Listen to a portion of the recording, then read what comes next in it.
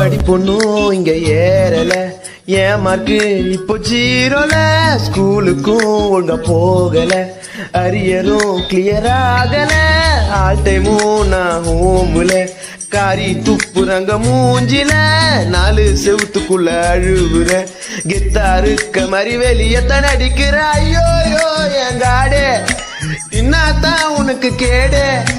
பள்ளம் மேடு என் ரோடு, என்ன புலம்ப வைக்காதே. எனக்கு இப்போ டீனேஜ், பல்லு வளக்கலடா சீச்சி. நான் குளிச்சு ரொம்ப நாள் ஆச்சு.